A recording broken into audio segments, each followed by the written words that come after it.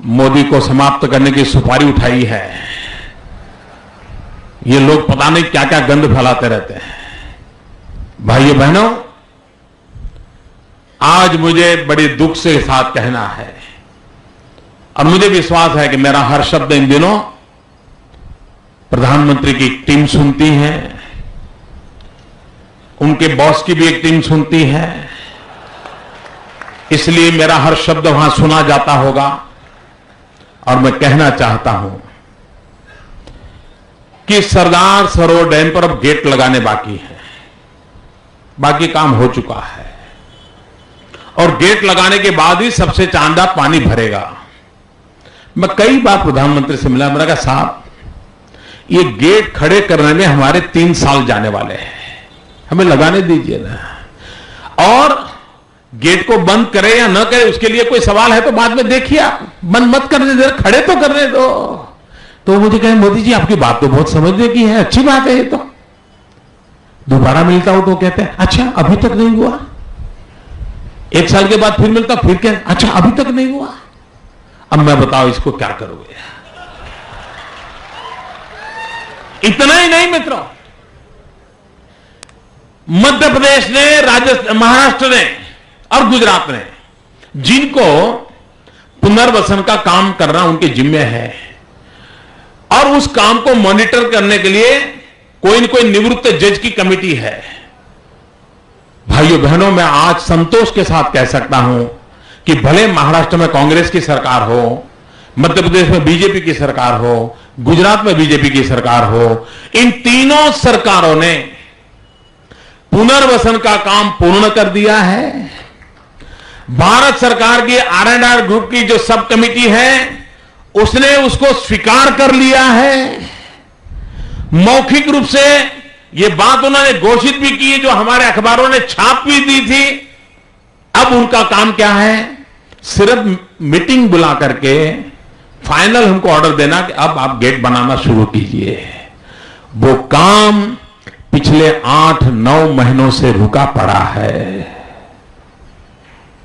और जब मेरे अफसरों को मैं भेजता हूं जरा पूछो तो सही भाई क्या मुसीबत है, क्या तकलीफ है, तो अफसर लोग यही कहते हैं कि साहब आप समझते हैं ना।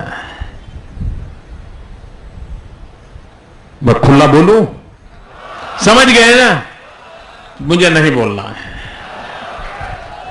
इसी के कारण रुका हुआ है मित्र, इसी के कारण रुका हुआ है। मैं आज फिर नर्मदा मैया के तट पर से देश के प्रधानमंत्री को आग्रह करता हूं कि राजस्थान और गुजरात को पानी चाहिए, महाराष्ट्र मध्य प्रदेश को बिजली चाहिए। अगर यह काम पूरा होता है तो महाराष्ट्र में जहां कांग्रेस की सरकार है उसको 400 करोड़ रुपया बिजली का बच जाएगा। 400 करोड़ रुपया मध्य प्रदेश को बिजली मिलेगी, देश का भला होगा। प्रधानमंत्री जी राजनीति, अब मैं यहां एक बहुत बड़ा एक शिलालेख लिखने को तैयार हूं कि यह काम कांग्रेस पार्टी की दिल्ली की सरकार ने किया है। मुझे क्रेडिट मत दो, अरे मोदी का नाम तक मत लो, हमारी सरकार का नाम मत लो। कम से कम मेरे हिंदुस्तान के किसान के लिए, मेरे गुजरात के किसान के लिए, मेरे अबोल पशु को पीने के पानी के लिए ये डैम का काम पूरा करने की इजाजत दो। ऐसे काम में राजनीति नहीं होनी चाहिए।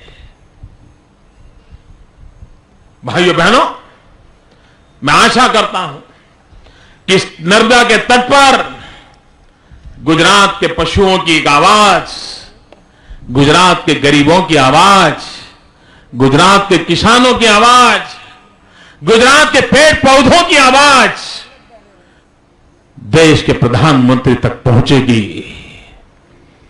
दल से बड़ा देश होता है, यह भाव उनके मन में जगेगा और भारत के लिए इतना बड़ा अच्छा काम पूरा करें, गर्व करें। वो आकर के यहां रिबन काटे, मैं आऊंगा नहीं, वो नहीं चाहेंगे तो नहीं आऊंगा।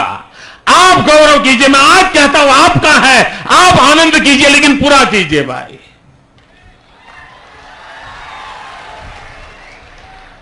भाइयों बहनों, आज जब हम एकता का मंत्र लेकर के चले हैं, तब देश को जोड़ना ये सपना लेकर के चले हैं, तब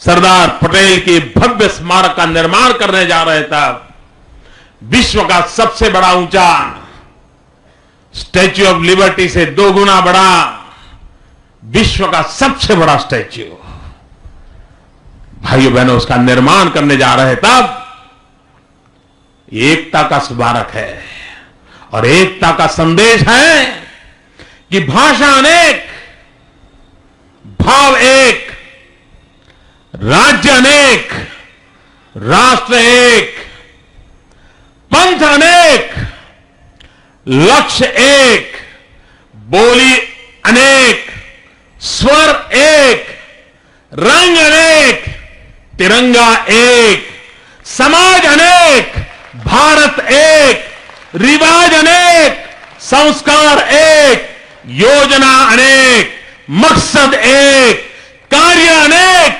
संकल्प एक, राह अनेक, मंजिल एक, पहनावा अनेक, प्रतिभा एक, चेहरे अनेक, मुस्कान एक। ये एकता का संदेश लेकर के हम चले। और भाइयों बहनों, ये भारत की विशेषता है, विविधता में एकता। यही भारत की विशेषता है। हम अनेक पंथ होंगे, अनेक संप्रदाय होंगे, अनेक उपासनाएं होगी, अनेक बोली होगी, अनेक जाति होगी, हम सब एक हैं। हमारी एकता की गारंटी ही हमारे उज्जवल भविष्य की गारंटी है। यह सरदार साहब का स्मारक एकता का स्मारक बनेगा, स्टैच्यू ऑफ यूनिटी बनेगा और एकता का मंत्र हिंदुस्तान में गूंजता रहे। सदियों तक एकता को बनाए रखने का काम यही तीर्थ क्षेत्र से मिले, इसी एक सपने के साथ मैं आदरणीय आडवाणी जी का बहुत आभारी हूं। सरदार साहब के साथ उनका काफी लगाव रहा है और इस महान पवित्र कार्य के अंदर उनके हमें आशीर्वाद मिले, इसलिए उनका बहुत बहुत आभारी हूं। और मैं देशवासियों से कि हर गांव इस जिम्मेवारी को ले, सरदार साहब को गांव मिलकर के जाने। 15 दिसंबर सरदार साहब के पुण्यतिथि पर रन फॉर यूनिटी का कार्यक्रम है। देश के नौजवान दौड़े, एकता के लिए दौड़ना शुरुआत करें। हर स्कूल कॉलेज में एकता के लिए, सरदार साहब के लिए वक्तृत्व स्पर्धाएं हो, ऐसे कंपटीशन हो, पूरे देश में एकता का ही माहौल बने। भाइयों बहनों, राष्ट्रयाम जागरायाम वयम, eternal vigilance is the price of liberty कहा जाता है। एकता के लिए निरंतर जागरण चाहिए, एकता के लिए निरंतर एकता का पुण्य स्मरण होना चाहिए, एकता के लिए एक होकर के चलना चाहिए, एक होकर के सोचना चाहिए, एक होकर के आगे बढ़ना चाहिए। इस मंत्र को पहुंचाने के लिए इस पवित्र कार्य का आज प्रारंभ हो रहा है। आज सरदार साहब की पुण्यतिथि है। उस महापुरुष के चरणों में मैं वंदन करता हूं। उस युग के लिए, राष्ट्र के लिए जीने मरने वाले सबके लिए नमन करते हुए मैं फिर एक बार आप सबका बहुत बहुत अभिनंदन करता हूं। मेरे साथ बोले, मैं कहूंगा सरदार पटेल, आप बोले अमर रहे। सरदार पटेल अमर रहे।